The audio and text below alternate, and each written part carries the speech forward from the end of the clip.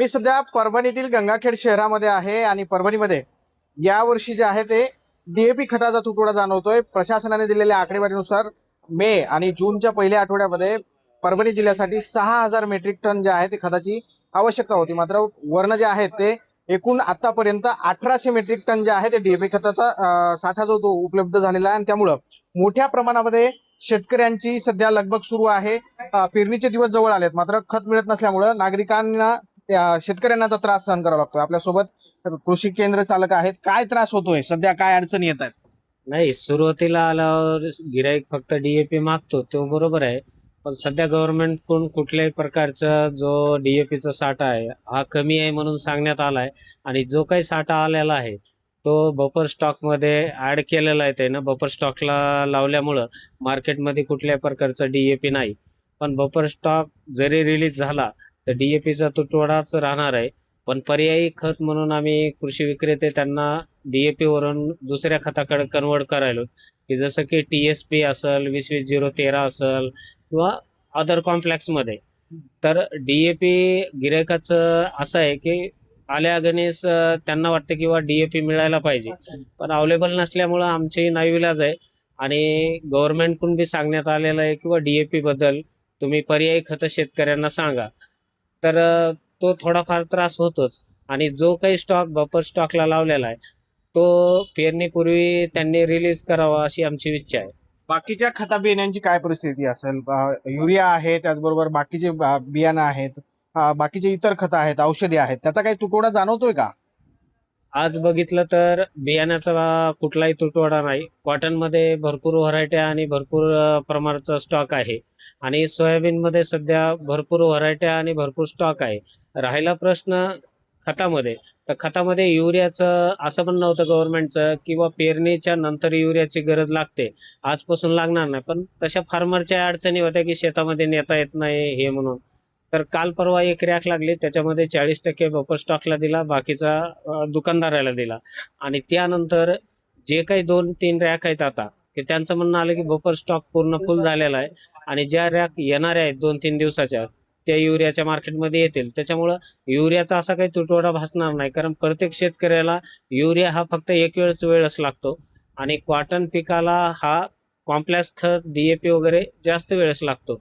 त्याच्यामुळं माझ्या हिशोबाने युरियाचा तुटवडा येणार नाही, पण तुटवडा जरी येत नसेल तर आज माल कमी असल्यामुळं प्रत्येक शेतकरी ज्याला 3 पोते लागत असेल तर 10 पोत्याची मागणी करत आहे किंवा पुढच्या 2-3 वेळेचा आपण एकदाच न्यायचा, रब्बी सगट एकदाच न्यायचा, अशी जी शेतकऱ्याची धारणा आहे ती चालू आहे। पण आम्हाला हळूहळू त्यांना कंट्रोल करून किंवा एकाच पिकापुरता न्या, जेवढा येईल तेवढा न्या, अशा सांगावं लागत आहे। आपण बघतोय की डीएपी खताचा मोठ्या प्रमाणात तुटवडा आहे। शेतकरी आपल्या सोबत आहेत, काय अडचणी येत आहेत सध्या? खतं मिळतात का? नाही भेटत नाही, सध्या नाही भेटत। युरिया आणि डीएपीचा तुटवडा भासतो हा. खूप प्रमाणात। बरं, मग काय आता पेरणीचे दिवस जवळ आलेत, अशा पद्धतीनं खतं बियाणे नाही मिळाली तर मग कसं पेरणी करणार आहे? खूपच अडचण आहे सध्या हम्म. खताबाबतीत। बाकीचं उपलब्ध आहे पण खत भेटत नाही। काय मागणी काय मग आता अशा पद्धतीनं टंचाई काय आली काही? युरिया आणि डीएपीची तुटवडा आहे सध्या। काय काका, शेतकरी आहात, काय मागणी काय कराल सरकारकडे? आम्ही शासनाला एकच मागणी करू की युरिया डीएपी शासनानं जास्तीत जास्त शेतकऱ्यापर्यंत पुरवावा, कारण डीएपी वर शेतकऱ्याची धारणा बसलेली आहे। दुसरे खतं महागाईमुळं शेतकऱ्याला परवडणार नाहीत, त्याच्यामुळं डीएपीची मागणी शासनानं शेतकऱ्यापर्यंत दुकानदाराला पोहोचित करावी अशी शेतकऱ्यांची मागणी आहे। डीएपी आणि युरिया आणि त्याची किंमत, दुसरे खतं आहेत अवेलेबल, मात्र त्यांची किंमत शेतकऱ्याला परवडणार नाही। किती तफावत येते दोन्ही खतांचा तुलनात्मक जर बघितलं? 8-8 दिवसामध्ये 300-300 रुपयाने रेट वाढायला येतं दर 8 दिवसाला। तफावत म्हणजे नेमकी आता कशी सांगता येईल? हे रॅक लागला पुढल्या रॅकला 300 रेट वाढायली। आता समजा एक 1600, 1700, 1500 जर असेल तर पुढल्या हप्त्यामध्ये ते डायरेक्ट 1800-2200 पर्यंत चाललेत खताचे। खिशाला झळ लागते। पेट्रोल डिझेलच्या टंचाईनंतर आता खताचा तुटवडा येतोय, काय वाटतंय तुम्हाला? सरकारला काय मागणी करणार? नाही, ह्याची सरकारनं जे आम्ही जे टॅक्स भरतो त्याच्यामधून आतापर्यंत जे टॅक्स भरलेला आहे त्या टॅक्सची भरपाई म्हणून मूळ किमतीमध्ये शेतकऱ्याला, दुकानदाराला खतं शासनानं पुरावेत या तुटवड्यामध्ये, अशी आमची शेतकऱ्याची मागणी आहे। कारण आम्ही जे टॅक्स भरतो टॅक्स मधूनच तो कटतोय ना.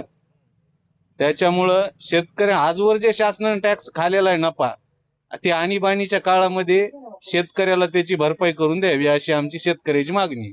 तर आपण बघतोय की खता बियाण्यांच्या वाढत्या किमतीने त्याचबरोबर टंचाई या संदर्भात जे आहे ते शेतकरी आक्रमक आहेत. सरकारने जे आहे ते याचा नियंत्रण ठेवावं आणि खत बियाण्यांचे भाव जे आहे ते वाढवू नयेत अशी मागणी शेतकऱ्यांकडे केली जाते. दुसरीकडे जी टंचाई आहे त्याच्यावर देखील सरकारनं उपाययोजना करावी अशी मागणी शेतकऱ्यांकडनं केली जाते. आता यावर सरकार आणि प्रशासन काय दखल घेतं हे पाहणं महत्वाचं ठरणार आहे. कॅमेरा सुदर्शन पाटील सह ज्ञानेश्वर उंडाळ, TV9 मराठी, परभणी.